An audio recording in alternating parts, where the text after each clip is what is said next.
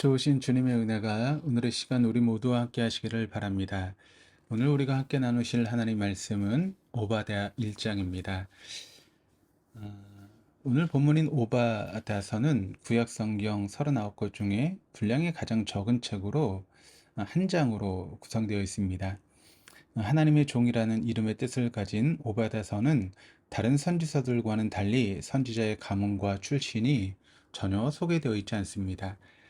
기록 시기 역시 명확하지 않으나 11절에 예루살렘을 얻기 위해서 제비 뽑던 날과 10절에 유다 자손이 패망하는 날의 표현을 근거로 남유다의 멸망 후인 BC 586년 이후로 보고 있습니다. 오바다 선지자는 에돔의 재와 멸망, 그리고 만국의 심판, 그리고 이스라엘의 회복을 선포합니다. 오바다 선지자의 묵시를 통해서 하나님과 인간의 바른 수직 관계와 인간과 인간의 바른 수평 관계의 중요성을 우리가 생각해 볼 수 있게 됩니다. 하나님께서는 에돔의 교만을 꾸짖습니다. 에돔 사람들이 거주하는 지역은 이스라엘의 사해 남동쪽이었습니다. 그것은 바위가 많은 산악지대입니다. 에돔 사람들은 자연 동굴이나 바위에 집을 짓고 살았습니다. 지형적으로 외세로부터 안전한 바위로 이루어진 곳에 수도 셀라가 세워졌는데 그 지명의 뜻은 바위입니다. 열왕기하 14장 7절을 보면 남유다 아마샤 왕이 에돔 사람들을 죽인 사건이 나오는데 이때 수도 셀라를 쳐서 취하고 그 지명을 욕드엘로 변경하였습니다. 아마샤 왕이 셀라를 정복한 적이 있긴 했지만 에돔의 천연 요새는 매우 함락하기 어려운 곳이었습니다. 그리고 그것은 남쪽의 애굽, 아라비아와 북쪽의 메소포타미아, 수리아 간의 교육의 중요한 교통의 요지였으며 철광석과 구리 등의 자원이 아주 풍부한 그런 지역이었습니다. 이러한 지형적 또 지리적 특성이 있었기에 에돔은 스스로 다른 나라에 의해 정복되지 않는 불멸의 나라, 또 세계 속의 중요한 나라로 생각했습니다. 에돔의 이러한 생각이 결국 하나님의 크신 능력을 인정하지 않는 교만으로 빠지게 하였습니다. 인간이 하나님인 양 강하다고 생각하고 행동하는 것은 가장 큰 교만입니다. 이러한 교만은 하나님과 인간의 관계가 어떠해야 하는지를 모르기 때문에 나타나는 결과입니다.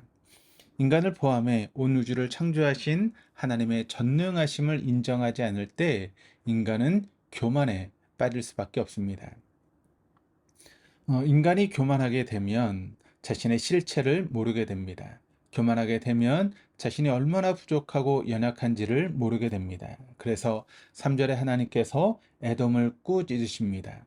3절 말씀을 보시면 너의 마음의 교만이 너를 속였도다. 바위 틈에 거주하며 높은 곳에 사는 자여 내가 마음에 이르기를 누가 능히 나를 땅에 끌어내겠느냐 하니 바위 틈에 거주하며 높은 곳에 사는 자였던 에돔은 어느 나라도 자신들을 정복할 수 없다라고 하는 그런 자신감에 넘쳐서 인간 역사의 주관자이신 하나님을 망각하고 말았습니다. 이런 교만한 에돔에게 하나님께서는 4절에 거기서 내가 너를 끌어내리리라 라고 말씀하셨습니다. 인간은 비록 큰 부와 큰 권력을 가지지 않더라도 생활 기반이 조금이라도 안정되면 자신도 모르게 하나님을 잊어버리고 자신의 힘으로 무언가를 할 수 있다라고 하는 큰 착각에 빠지고 납니다. 내가 마음만 먹으면 할 수 있어 라고 하는 생각에 사로잡혀 있다면 하나님과 나의 관계가 온전할 수 없습니다. 이처럼 교만은 자신의 실체를 망각하게 합니다. 자신의 실체를 제대로 모르는 것은 곧 하나님을 제대로 모른다라고 하는 것의 반증입니다. 교만했던 에돔은 5절 6절의 말씀처럼 부와 권력이 완전히 사라진 것을 하나님으로부터 듣습니다. 역사적으로 에돔은 BC 322년에 알렉산더 대왕에 의해서 함락당하여 수만 명이 노예로 팔리고 수천 명의 지도자들이 죽임을 당하는 큰 시련을 겪었습니다. 그리고 AD 70년경 제1차 유다 로마 전쟁 이후에는 인류 역사에서 사라지고 말았습니다. 하나님을 알지 못하여 하나님과의 온전한 수직 관계를 맺지 못하는 자들의 좀 반면교사가 된 셈입니다. 오바다사를 통해서 두 번째로 생각해 볼 것은 인간과 인간의 수평 관계입니다. 본서 6절에 에서라는 언급이 있는데 에돔은 창세기 36장 1절에서 밝히고 있듯이 야곱의 형이었던 에서를 가리킵니다. 에서의 후손이 바로 에돔 사람입니다. 에서는 이스라엘의 12지파의 아버지 야곱의 형입니다. 야곱은 하나님으로부터 이스라엘이라고 하는 새 이름을 부여받았고 그의 이름으로 된 이스라엘 나라는 야곱의 12아들들의 후손으로 형성된 나라입니다. 비록 야곱의 후손으로 이루어진 이스라엘이 후대의 패망에 어려움을 겪었지만 그들은 회복되어 영원히 존재할 나라입니다. 반면에 에서는 야곱의 형임에도 불구하고 에서의 후손들인 에돔은 이스라엘 변방에 존재하다가 역사의 뒤안길로 사라지고 말았습니다. 그렇다면 이 둘의 차이가 여러분 어디에 있겠습니까? 그것이 에서가 동생에게 장자권을 팔았기 때문입니까? 아니면 하나님의 절대 주권으로 그렇게 결정했기 때문입니까? 물론 이러한 질문에 대한 답이 에돔 후손들의 멸절과 전혀 무관하다라고 말할 수는 없겠지만 우리가 오늘 본문인 오바다서를 통해 그 답을 알 수 있습니다. 10절입니다. 내가 내 형제 야곱에게 행한 포악으로 말미암아 부끄러움을 당하고 영원히 멸절되리라. 에돔의 멸절의 원인은 장자권을 판 것 또는 불택자이기 때문이 아니라 형제에게 행한 포악 때문이었습니다. 포악으로 번역된 히브리어는 하마스라고 하는 단어인데 학대하다, 폭행을 가하다, 난폭하다라고 하는 의미를 지니고 있습니다.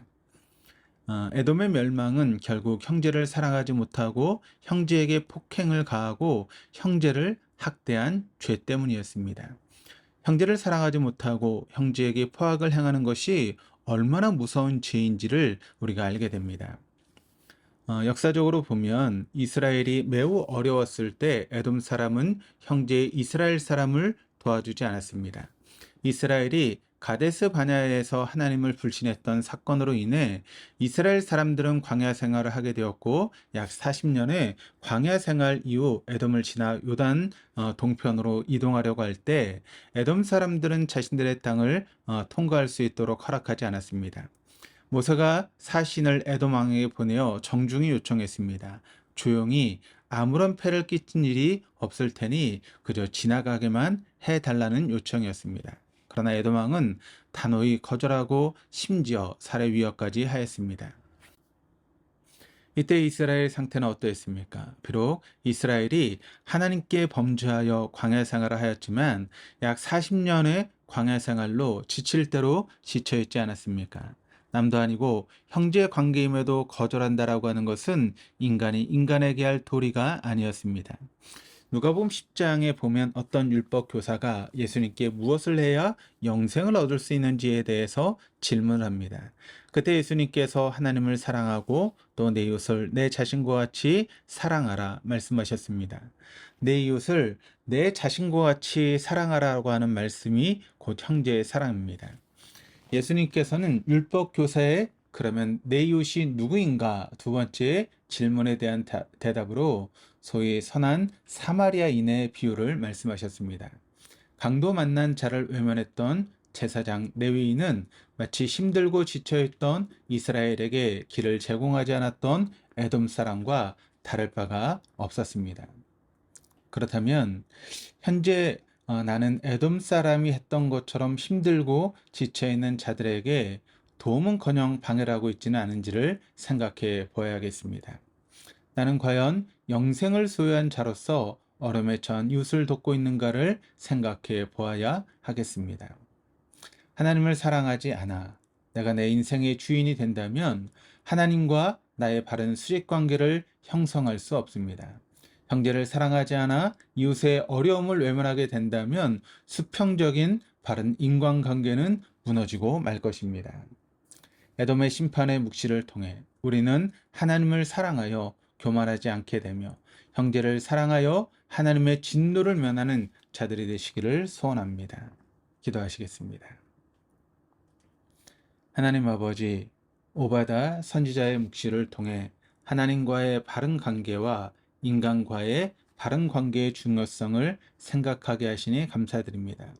하나님보다 나를 앞세우는 일은 결코 없게 하시고 어려움에 처한 이웃과 형제를 외면하는 자들이 되지 않게 하옵소서.